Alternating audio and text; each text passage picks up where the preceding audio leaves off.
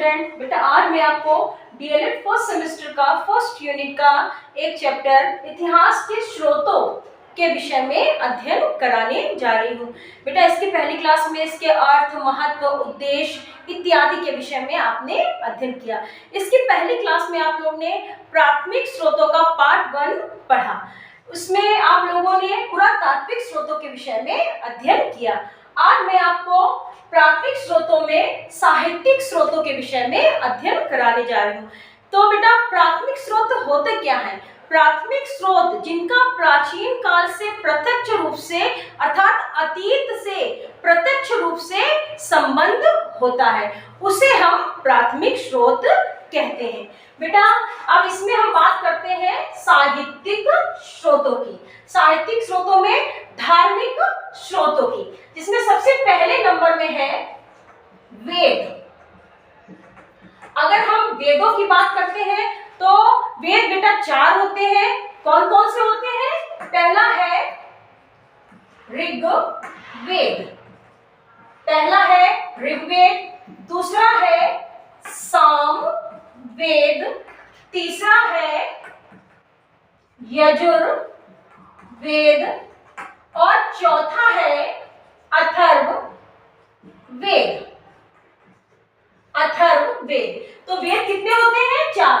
ऋग्वेद जिसको सबसे प्राचीन वेद कहते हैं, सामवेद गे पद होता है, गति पद का अध्ययन किया जाता है, यजुर्वेद जिसमें यज्ञ और अनुष्ठान के बारे में बताया जाता है, और चौथा नंबर है अथर्ववेद जिसको जादू टोने का वेद भी कहा जाता है। इसके अलावा वैज्ञानिकता इत्यादि का भी अध्ययन इसमें किया जाता है।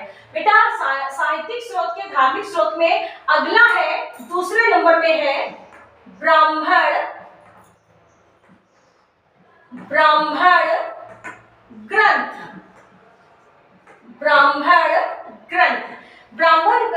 ग्रंथ की अगर हम बात करें उस समय, तो उसमें यज्ञ और अनुष्ठान या कर्मकांड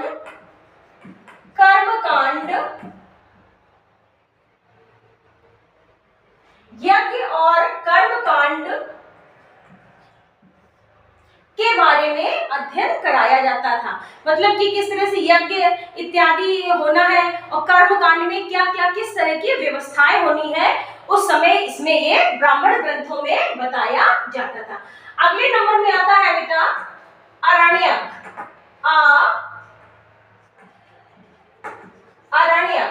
अगर हम आरण्यक की बात करें तो इसमें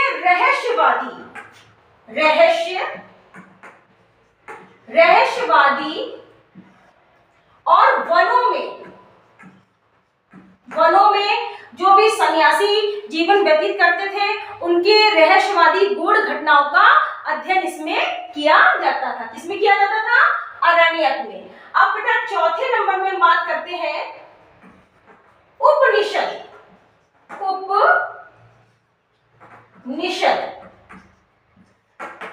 की बात करें तो उपनिषद बेटा होते हैं 108। आपके पेपरों में पूछा जाता है कि उपनिषदों की संख्या कितनी है, तो आप लोग लिखोगे, ये क्वेश्चन आता है, इंपॉर्टेंट क्वेश्चन है, 108। अगले नंबर में आता है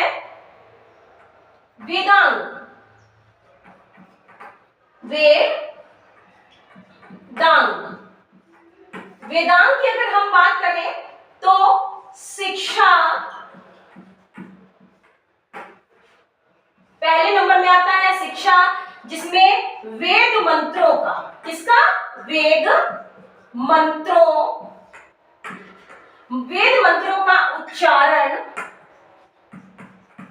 इत्यादि किया जाता था। अब बेटा दूसरे नंबर में आता है कल्प।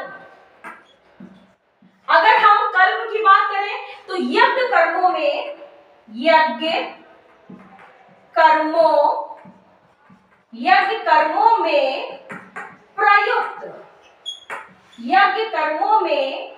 प्रयुक्त होने वाले मंत्रों के बारे में बताया जाता था।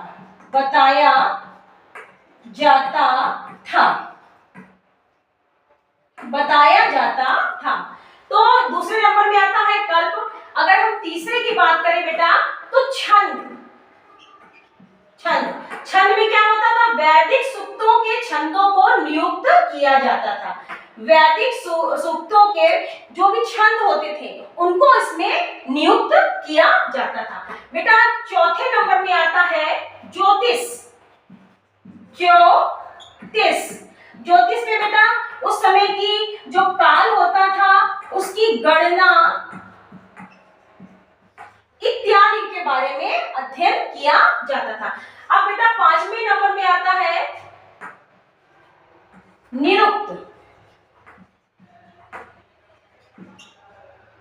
निरुक्त, अगर हम निरुक्त की बात करें तो वैदिक शब्दों की उत्पत्ति कैसे हुई है इसमें निरुक्त में बताया जाता था। अब बेटा छठे नंबर में अगर हम बात करें 6 नंबर में तो आएगा व्याकरण। व्याकरण, अगर हम व्याकरण की बात करें तो शब्दों की शुद्धता, शब्दों की शुद्धता, शब्दों की शुद्धता और अर्थ समझना, अर्थ समझना और उसका सही प्रयोग करना, सही प्रयोग करना सिखाया जाता था। तो बेटा ये वेदांत है, शिक्षा, कल्प, छंद, ज्योतिष, निरुक्त और व्याकरण। अब बेटा आगे चलते हैं 6 नंबर। अब आगे ब्राह्मण और अरण्यक और वेदांत के बाद छठे नंबर में आता है सूत्र साहित्य। सूत्र साहित्य, बेटा अगर हम सूत्र साहित्य की बात करें तो सूत्र साहित्य भी 3 होते थे। पहला था कल्प सूत्र, फर्स्ट नंबर में था कल्प सूत्र, जिसमें ये जो कल्प सूत्र था इसमें यज्ञ के नियमों, यज्ञ के नियमों, यज्ञ के नियमों, यज्ञ के नियमों के बारे में बताया जाता था। अगला था ग्रह सूत्र। ग्रह सूत्र, इसमें गृहस्थ जीवन में जो भी संस्कार होते हैं, संस्कारों के विषय में, के विषय में। बेटा पहला था कल्प सूत्र, दूसरा था ग्रह सूत्र और तीसरा है इसी में, तीसरा है धर्म, धर्म सूत्र। धर्म सूत्र, अगर हम धर्म सूत्र की बात करें तो उस समय की राजनैतिक, सामाजिक, राजनैतिक, राजनैतिक, सामाजिक, सामाजिक स्थितियों के बारे में बताया जाता था। तो बेटा सूत्र साहित्य की बात करें तो 3 थे, कौन कौन से? कल्प सूत्र, ग्रह सूत्र और धर्म सूत्र। अब बेटा अगले नंबर में आते हैं बौद्ध। 7 नंबर में, 7 नंबर में बौद्ध साहित्य। बौद्ध साहित्य को बेटा अगर हम बौद्ध साहित्य की बात करें तो त्रिपिटक भी कहते हैं। महात्मा बुद्ध को इनके जन्मदाता कहा जाता है और महात्मा बुद्ध ने इसके लिए बहुत ही अपने उपदेशों के माध्यम से सुधारने का प्रयास किया। तो बौद्ध साहित्य की अगर हम बात करें तो इसमें तीन तरह से उपदेश दिए गए। पहला है सुत्त पिटक, पहले नंबर में है सुत्त पिटक। सुत्त पिटक के माध्यम से बुद्ध के उपदेशों को, बुद्ध के उपदेश, सुत्त पिटक के माध्यम से क्या हुआ था? बुद्ध के उपदेशों को समझा गया था। अब अगला है विनय पिटक। विनय पिटक दूसरे नंबर में है विनय पिटक, जिसमें बौद्ध भिक्षुओं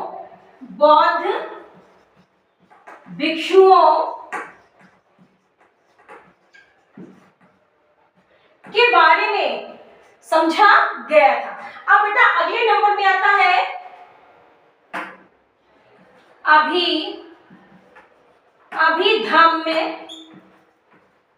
अभिधम्य पिटक।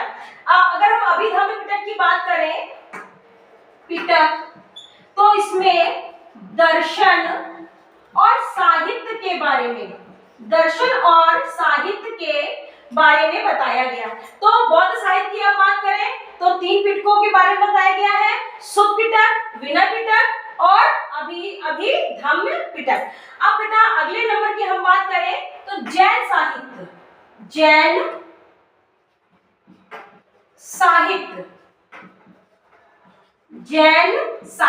अगर हम जैन साहित्य की बात करें तो 24 तीर्थकर थे, जिसमें ऋषभदेव पहले तीर्थकर थे और 24वें तीर्थकर महावीर स्वामी जी थे। और इसमें अगर हम बात करें तो महावीर स्वामी जी ने अपने उपदेशों के माध्यम से बहुत सारी स्थितियों को सुधारने का प्रयास किया। तो बेटा ये आपके थे कुछ मुख्य, जिसमें वेद हो गया, ब्राह्मण ग्रंथ हो गया, आरण्यक हो गया, वेदांग हो गए। कितने हैं बेटा? शिक्षा, कल्प, छंद, व्याकरण, ज्योतिष, निरुक्त।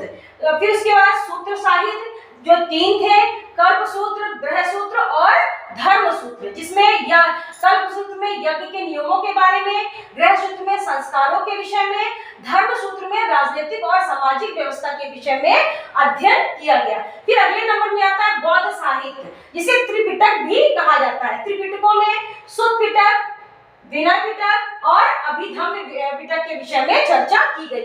अगले नंबर में आता है जैन साहित्य, जिसमें 24 तीर्थकर हुए हैं। सबसे पहले नंबर में ऋषभदेव थे और महावीर स्वामी जो है 24वें तीर्थकर थे। अब आगे हम 9th नंबर की बात करते हैं। 9th नंबर की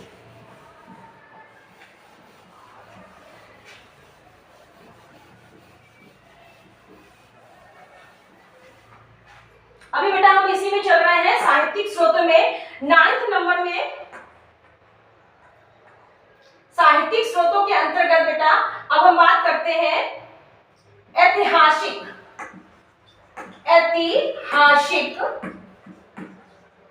स्रोत। ऐतिहासिक स्रोत, अगर हम ऐतिहासिक स्रोतों की बात करें तो रामायण,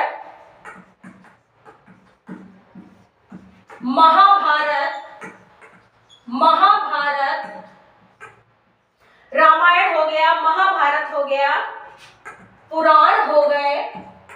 पुराणों की संख्या 18 है, ये भी क्वेश्चन पूछा जाता है। पुराण हो गए।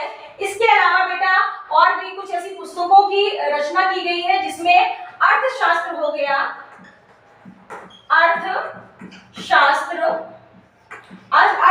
हो गया, हर्ष चरित्र हो गया। फिर इसके अलावा राजतरंगिणी,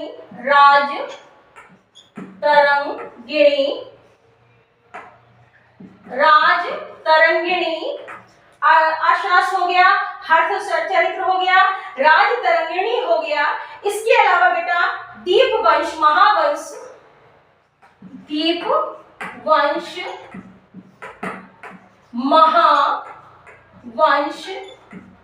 ये सारे ऐतिहासिक स्रोत है बेटा।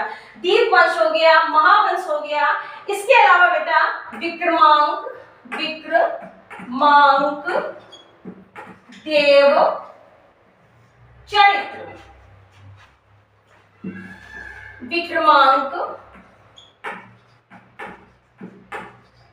देव